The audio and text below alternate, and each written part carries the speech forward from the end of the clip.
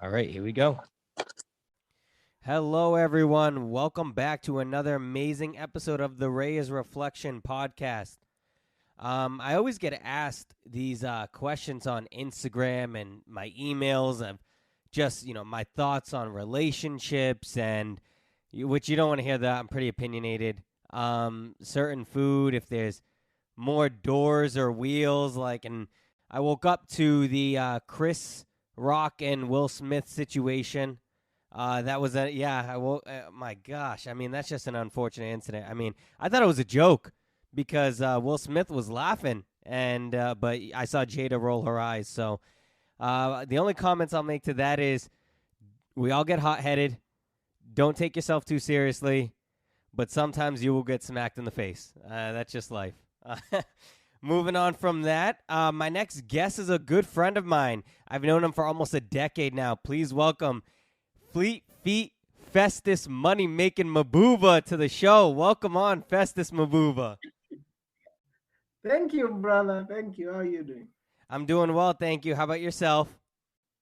Where's the money I'm making? I don't know. You're just money making, money making, money making Mbuva. I decided to give you a nickname. I gotta write that down. All right, so let's start with this. Your upbringing. Where did you grow up? For the people who don't know you, which that's few and far between, where did you grow up? I grew up in Kenya. I was born in actually I was born at home. During the evening. I'm the second born to a family of four boys. So they are in the army. The firstborn got actually a brain injury during when Kenya retaliated from the Somali incursions in 2012. He was leading the Kismayo takeover with paratroopers. So I think they captured him for. He's never really told the whole story, but he was never the same. But otherwise, I have three brothers. Um, it's a wonderful. I grew up. We grew up in Ukambani. It's part of Cumberland. It's the eastern part of Kenya. It's synonymous with a lot of dancing, very colorful people, known for good things. Politically, when I was born, it was marginalized, so I felt that kind of defined me. I think you can see much of what I've become was built much on what I absorbed from that. Like I tend to absorb the energy of any place I am, and that tends to define how I judge my path. So I was born there, wonderful place. Oh, I'll speak slowly. I might speak it too fast. No, you're doing good. You're doing good, my friend. Is this With my accent, you never know. I speak a little bit too fast too. that's okay. So No, yes, I was born. I grew up. I was born in the famine of '81. I think if you look it up in Africa in '81 and early '90s, we had some of the worst famine. I was born in that, and it took the whole village to raise me. A lot of people I was born around with passed away because of the famine. So also that defined who I would become subconsciously, I think, and I'm short. I think it has a lot to do with the malnutrition there. I will blame it on that. exactly. Yeah. So I don't know what my excuse is. that's what I was born. I don't have an excuse for being short. So you had Well, you can take mine. We can share that one. so you grew up three brothers. You were the second oldest. When did running become such a huge part of you? I know that's how we met. That's where we, Yeah, started our friendship. Where did that become such a big influence on you? that's actually huge. I think in some of, towards the 2016, which was perhaps that and 2018 are Delhi's finest seasons ever. During the 2016, when Sean was rising, I remember I had that conversation with him, with them as a group, about how myself, at some point, I had to decide what kind of human being I was going to be. Now, once you decide that, something else happens. It's like a gateway. Around 14, I had a bout with malaria, and it nearly killed me. And when I came out of it, I went to play soccer a little bit. But I started taking life a little bit seriously. I said, well, I was born into poverty, nothing works here. I want to be somebody. I don't want to be a nobody. Um, that's an internal thing. I used to smoke. Probably should not say this on camera, but I used to smoke tobacco with fellow boys. We all And did now, stuff. Don't worry about it, my guy. hey, we were teenagers. Well, it is what Exactly. it is. Exactly. It's good. It's good to be honest, because I think some of these young people are going through the same tribulations. And it's good to tell them it's okay. You are going through these things. Just right the ship. And believe me, any adult who is honest has gone through this. So around that time, a lot was happening, not just physically. Physically, I was changing. I was becoming stronger. I think adolescence was kicking in, and I asked, there was those questions. What do I do? Soccer, well, okay, I can get there, but it takes a whole team to succeed in soccer. When do you get 12 people that will be in the middle of poverty? Because I think if you look at it in American context, it makes no sense. Whereby you can get 10 balls anytime, you can get a field anytime. In Africa, you make the ball out of polythene papers, and now you somehow learn how to bounce that ball in ways that you can succeed when you get a real ball. You have a better chance of being the next Pope, and that happened. So here I look and say my father was a great runner. Cosmas Detti was winning, a good friend of mine. You should have him on this show. The three-time Boston Marathon champion. He's gonna listen to this. So Cosmas, I need you in this show. So Sounds good. I was starting to rise to those. I say I ran a race, and I got bread and half bread and soda. Ooh, that was a treat. Again, something you might not relate to. But in those situations, that's huge. You'll be surprised what bread and soda can do for you. So I wanted to get the next one when I get to the next level. That was my motivation of running instantly. It wasn't much about the philosophy and have later, but that was growing. But I was motivated by bread and soda, to be really purely honest. I So, wanted to give you a long story, but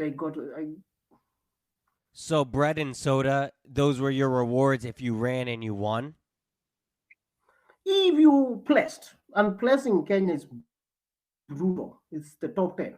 And it keeps getting lower. It gets to top five, top seven, top five, as you get to the next levels, then top three. And that is so close. I don't know to describe it in American terms. The the place changes often, even with 100 meters to go. The fight is to the finish. So for you, it was really survival. Like you wanted to run so that way you could be treated and have food. Got it. Uh, Beyond that, I knew my only way to be somebody in life was to. I had good grades. I still, you see how well I do in education. I had good grades throughout. That was not gonna get me anywhere. But I knew if I can win race, nobody can take that away from me. Wow. That victory, and I could sacrifice anything I needed to sacrifice to win that. So I would wake up at 4 in the morning and be out training. Um, Something that would serve me very well as a coach later. Study what the opponents were, understand anything they can do. So anything they could do, they did not surprise me ever. I don't think to the day I retired running, nobody ever surprised me. I knew what they could do. If I wasn't injured, I could match it. Wow. It started then, and by then I wanted bread and soda. Really, Yeah. You're right. You really can't compare that to what happens here because a lot of times people just run no. to run and it's a hobby and then they get the momentum and the skill to want to do it at the next level. Whereas over there for you, it's just it wasn't the same thing. You really can't compare. Oh, Yeah. it's survival. It's you run away from something to So something. so when you touched base on soccer, did what drew you to running more was it because it was an individual sport and you had to fall back on your own success rather than worry about what other people were doing? 100%, 100%. You nailed it. Yep. Yeah. Individual sports, that was the same thing with me. I did like playing team sports, but individual, it's like if I lose, I let myself down. Whereas a lot of times you'll be watching sports teams and you'll say, "Oh, they made this play." And yes, that's part of the team and I think everyone should also do team sports, but individual sports is a good way to compete at a level where it's like it's you against the other person, mano a mano. That's it. Yeah. There is almost a divine thing in that. No, you whatever. There's no excuses. I think even as coaches, when I coached with you, we never gave any excuses. Nope. What came is what came. We there's so you learn that from the individual participation. Now I like team sports. I played rugby very well. I played soccer. I still do both. But running was the sport that truly transcended me as a person, not just the winning itself, but me as a human being. Because you really prepare and you prepare, and sometimes you lose even with the best preparation, and you look in for solutions. Yeah. That changes who you are. You don't look and say, "Oh, that person missed that penalty," or "This person did not pass that ball a tenth of a second earlier." Oh, that defender, they never saw that defender. Nonsense. It is you realizing that somebody else did their homework better. Someone had a better day. Someone prayed better. I might not seem religious, but I believe prayers do work. Because there's times when I was in trouble running. Even the day I won nationals, I was sick the day before, and this was my day cup. The day I got the American visa, that was actually that's a long story. We cannot finish that today, but I shouldn't have got it. I did not, even with athletic supremacy, and did not have the finances to qualify for the visa. I just went there and explained my case, told them, if you let me in America, I will be somebody. I will do something in that society that will make up for you giving me an exemption. Because I don't have the money you expect somebody to have in their bank, but I have a lot of talent. I have a lot of energy. I have a lot of zest and vitality to life. Let's transition into that. You're currently here Yeah. in the USA, primarily on the East Coast. What made you want to reside here? You said you got your visa. What made you want to reside here on the East Coast and have your success here? Actually, that's crazy because everywhere else I've gone, let's say New Mexico, I played the rugby. I was nicknamed the mayor. South Dakota was even more popular when I did sports there, when I ran for them. But there was something about Lowell. I came straight to Lowell. It was almost like a heat-seeking missile going to a place. I knew Lowell was a place. Lowell has this image of a place. I did not know anyone, of a place whereby anyone can belong. And again, we can talk all day, but we all know how it feels to like some place. I like low. It just stuck with me, and I said I'm gonna go. I had $6 in my pocket, and I was gonna go to Low, and I'll be fine. I knew I'll be fine. It's a city that's known to welcome anyone. I thought I was the lowest of the lowest because I had no money, I had nothing. But I thought these people would welcome. I was right. That's how I ended up here, and I even I'll go study elsewhere. I'll come back to Low. I'm doing very well in Kenya. I still come back to Lowell. Very accepting in Lowell. Melting pot, very diverse area. Good city for that. Mm-hmm. Wonderful place. And I think I owe Lowell a lot. I owe Lowell a lot for what Lowell has. It's not what people give you. It's what they show to you. Like opportunities, and nobody presents. They give you a chance to be and belong. Belonging is a huge sector in anything we do in life. If you, that's why you see, let's say, you see a team that pays very little wins, and a team that pays a lot doesn't win. The players are the team that pays less. They feel they belong, so they are fighting for. Ukraine versus Russia. Ukraine is fighting. I'm not getting politics, but Ukraine is fighting for something they belong in. Russia is fighting for something they don't belong in. They don't buy it. So when you fight for, when you're somewhere you belong, you can put your whole humanity at stake. It's like that saying, never underestimate the heart of a champion. Yeah. Exactly. When you're fighting with for, everything to me. yeah, when you're fighting for something and you have everything to lose, no one will really know what they'll do until when the rubber meets the road. That's when you can see it. So no, I totally understand that analogy. Yeah. And coaching, we did that a lot. We reminded them that this team is yours. Delhi as a community depended on them. So when they shift gears during the race, when they feel like everything is gone to the wind, these guys are better than me. They remember, I'm fighting for something bigger than me. I'm fighting for the ones who came before me are looking at me now. The ones who come after me will look at me now. So that is why you see people fight. And if they don't get that philosophy, they will not fight. Because they'll be like, you know what? Wasn't it? I did my best. I tried. There's always a metaphor. The guy who says I tried. Yeah, exactly. Yep. So, aside from running, And, you worked as a social worker. Is that correct? How was that experience? well, I'm many things. I'm a therapist. I'm a social worker. I used to be a teacher. I do a lot. I've been everywhere. That goes well. That's gone well. But I think I'm transitioning more towards an African politician. I People thought I would do in law, but I think law will be a little bit too boring for me now.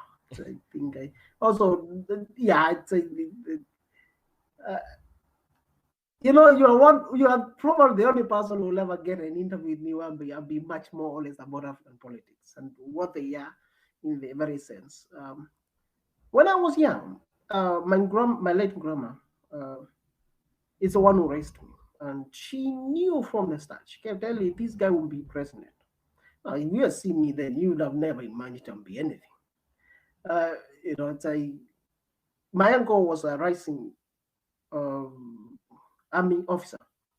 He fought. Well, actually, when I was young, about 6, I lost my right Achilles. I think you noticed when I ran, I was favoring one side a little bit. I lost a little bit of my Achilles about 86, 87, somewhere around there. I'm not exactly sure. But that was when the battle of Angola. Angola was South Africa was fighting for independence, but the battle had gone into Angola and Namibia, and the African countries sent armies there. Kenya sent army there. My uncle was leading that army. He was a young man, very fit. Well, he doesn't look that fit anymore, but it's a former athlete. He's not gonna like this. So they were fighting there, and when I got injured, he was told that my leg was cut up basically. He came back, and I was taken to a military hospital in Nakuru, Gilgil, that area, and that's the first time I met the Cubans there. I did not know the Cubans were there. I did not know who Cubans were. I got treated. During that time, my grandma stayed with me the whole time. She was the only person there with me. She kept telling he's gonna recover and be somebody. So politically, it began a long time ago. People believed in me. Even before I came to America, I knew I needed to come here, learn a lot. I thought I would stay here for maybe 2, 3, 4 years. Uh, I ended up belonging. It was a good thing. I think this is the best country in the planet. Let's be honest. And I'm not paid to say that. I don't have to say that. It is a pleasure to be an American, and I consider it God's blessing. There's no country that backs its people more than this one. When you live here, it's when you'll understand how much this country will go, the lengths, if you are in any sort of trouble, to take care of you. Sometimes you will not want them to, but they will. That is the beauty of America. It's a country. That's why it keeps getting blessed. And back to Kenya. I get back to Kenyan politics and hell breaks loose. I've been gone for 15 years. I don't remember much. The leaders, the ones I left, my uncle was retired. The power shifted to people who are too hostile to me, like openly hostile. You know, we're gonna kill you if you don't leave. Well, you know how I am. I wasn't gonna leave. So the So day was they really threatened to kill you. They tried to. They came close to. Wow. They almost succeeded. They, I think, just by miracle that there was 2 good attempts of poisoning. That actually the second one and landed me in a hospital. Were it not for the Americans, I would be dead. I don't want to get to that. I think I've been told not never to speak much about that. But take the Americans out or not be here. That there was a post in June. Some people posted on my Facebook that I was dead, and 2 days later I just laughed it off. I saw that. I did see it come Yeah, on social media was there. that you had passed away, and I was like, "Wait, what?" And 2 days I came back, I was a little swollen, but I was laughing, joking with people. Now, if you notice, I never denied, I never really, I talk to you guys when I go back in person. Actually, I've never really admitted about this. I was that close to death. It wasn't for American help, but the poisoning happened. The guys, I think after that, they got a good warning and they thought better of it. Uh, Now, also that redefined me. Well, you can't kill me now. So what? You'll be subject to my power from now on.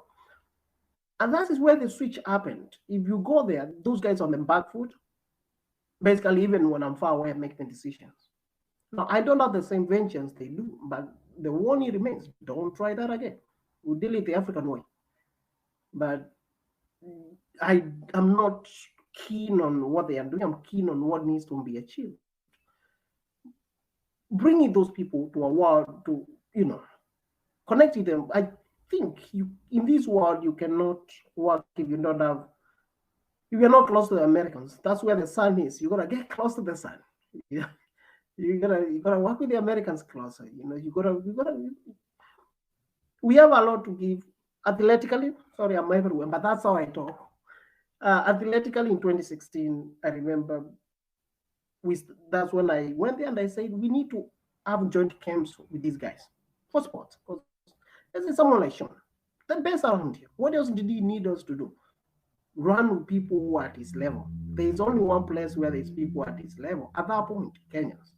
So that camp now exists. And now we have our Corona took a lot from us in terms of getting things going. We have the second Machakos Great Run in July 30th. It's a big race in Machakos City, which is the second biggest city in Kenya. It's in my area. Those are things that you see a lot of Americans, and you should come run with me. I think you'll beat me this time. Yeah, those are races you see a lot of us here in America come run. In that, we'll be also building the avenue whereby our athletes here who are good, we train them to a certain level. But there's not much I can do after certain level here. But if they go there, spend 2-3 months, that person will come very different. They will beat anyone here. Now they will learn new things. They can go back again. So it was my point to join these two societies together for the mutual benefit of both. I think we have seen with the athletes we coach that we get to a limit whereby what we can do in Massachusetts or in America, it's not what they need anymore. It's like taking a big fish. You develop a shark, then you start putting it in a swimming pool. It's not good enough for it. It's too small. It can't move around. It cannot develop. They need that. Now, back to when I was running. The first time I ran well was 97. After all that, the sodas, I somehow made myself to the top. But when I met the big guys, I learned I was a nobody very quickly. It was the map. By second lap, I'm still there. Very quickly, these guys start to increase the pace. Now, what I'm like, what's going on here? They are moving. It's like an elastic band. Go, come, go, come. Like they're shifting. It's a tactic. Now, at that point, I don't know this tactic, but it's breaking, it's back breaking. No matter how good you are, if you're not trained in these things, you will not win because these are tactics that are designed to break you. I finished the race dead last. That was 97. That was not the worst part of me. It just finished raining. Evening rains. It was, I think the El Nino was coming. It's those big rains. I sat in a pool of water and mud right next to the finish line, and I stayed there for a long time, probably 30 minutes. People thought I was reflecting. Well, that, but I just could not get up. I told the psoas muscle, and I did not know what psoas muscle, but what I knew is I could walk straight. And that lasted for a while. Physically, I was broken. Mentally, I was broken. But I knew what I needed to do from then till we meet next year, the year I would come to win. I would be better at what they do than what they were. And I will have new tactics on my own on top of that. That is what played out. And we can meet next year. Again, it come back to how we coach. Remember that anytime we have ever lost, we have come and beat everybody so badly, they were like a borrowed mule. Mm-hmm. Because we understood what we needed to do, what we could do better than them.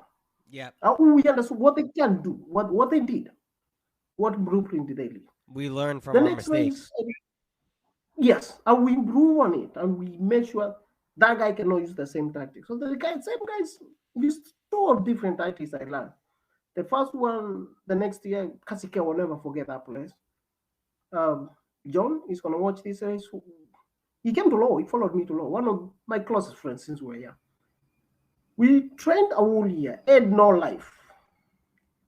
I don't think we ever did anything besides eat, wake up early morning, train. Basically, that was we we had decided that the next nationals will be our game.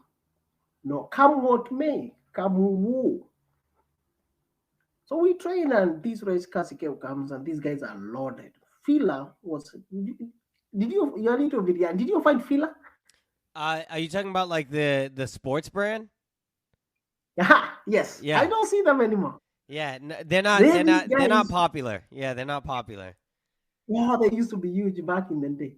They had these guys who they they trained and they were good. They were pretty good. And then we have Puma. I would later join Puma, but Nike and those guys. Nike was smaller then. There was Fila was the massive one and Adidas. Fila was the big one. Now we clashed with them once before the nationals. Now what they did is they would beat you before you get there. And we get there and the coach decides John is going to be sacrificed. He's going to move to the front to watch what happens there and give me information. You've seen us use those tactics when we coach. Yep. But we have somebody, we use Sean very well to do that. Even though he was winning, he will give us information that we give to the runners behind. Oh, this is Johnny, this with that kind. So John ran from the front, giving me information, but I really did not need that, and I needed him in the next race. So me and the coach, I had to listen to the coach, but me and the coach were not in agreement in that because he goes to the front. They use some gimmicks. I wasn't buying to that. They mob the front, like it's almost like a mob attack. They're gonna attack. I know they're not gonna attack, and if they do, I can respond. So he's moving and he's telling me, "This is undamming. Don't come. Just stay there." By the time halfway, they start moving. Now it's the real business, and I was right there. The problem was John was too tired after doing all the work to move to the final stage, which is where I would have needed some help. And in that one, I did not show any cards, but they knew they when they attacked, they did not drop me. I was there. I was defiant, and I think I make a lot of facial features and words when I'm not happy. So I was telling them, "There's nothing, not today. There's nothing you're doing that is doing anything." So we finished, and I think I disappeared from the stadium in less than 3 minutes. And difference from the last time I was sitting in a pool of mud because I couldn't walk. I disappeared and went to drink some local soda with the same guys. And 2 weeks later, we clashed out the big one. And guess what they did? They reversed the tactics. Oh, we're gonna attack him early on. So clearly, attacking later, he seemed to have that figured out. So they attacked early on. It helped me because now I did not need anyone to help me. I had nobody to help me. And I'm right there with them. And the first lap, I think it was 53 seconds, too quick for juniors, even for seniors. Still there. They realized that's not going to work, and now I start talking. I think I was talking more than I was running for the rest of the way. I'll say things I probably can't say here, and some of them I regret. I don't. I shouldn't. We're still good friends with those guys. But I was reminding them, now it's my time. You had your time, you had your say. You're going to hear from me from now on. And that's the race which defined me, but it also defined how I approach life. I don't mind losing, but if I lose, I'm most likely going to come back. The same things we coach. That's that You beat competitive us? fire in you. Yes.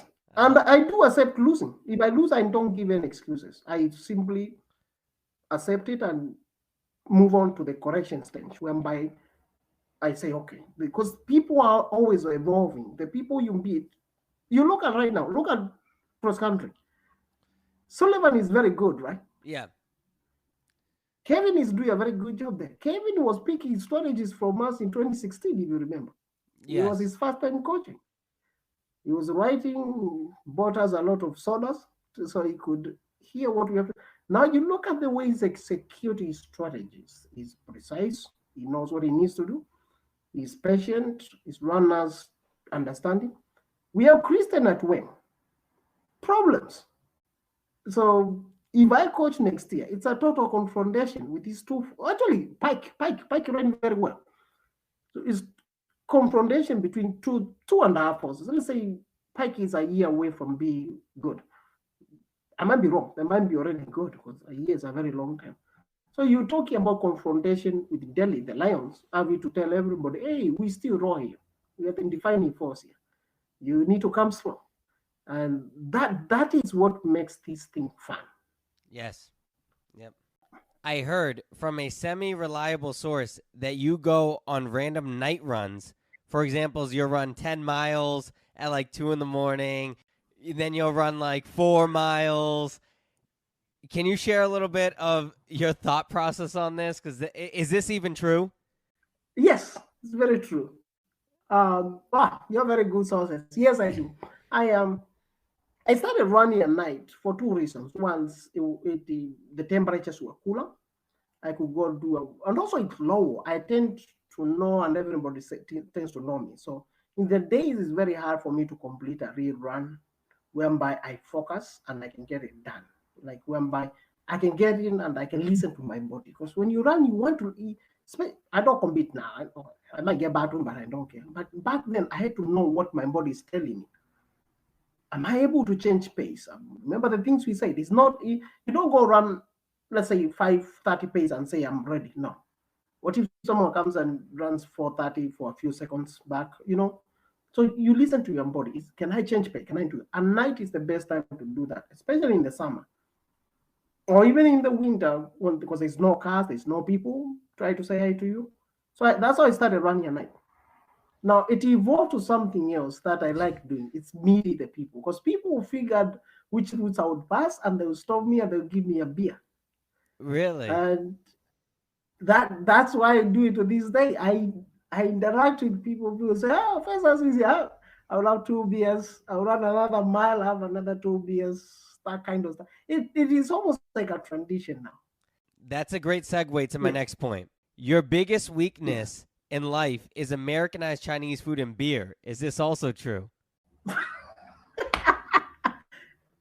It's my biggest blessing. Can you beat those? Can you beat PBR and Chinese food? Oh my goodness. Yeah. Wow. So you just love that Americanized Chinese food and PBR. So are you into IPAs? I'm into IPS food. Yes, correct. Yeah, you really know. You've done your research. I do my research. I tell you this, there's no better food than American when it comes to the food that makes you feel very good about yourself. Oh my The goodness. Chinese food in China or elsewhere is not the same as the Chinese food you get here. Well, because it's Americanized. We Americanized it. Exactly. It's Chinese food. Yeah, right. Chinese. Yeah. I love that food, and it's like anytime I travel, when I come back, the two things I do. One, I make sure I eat Chinese food. Then the next day, I stop at McDonald's and eat like 6 double cheeseburgers. I don't know good. how you're able to eat these and still run as great as you do. I can't eat that. If I eat that, I'm out for a week. Oh my goodness, I can't even.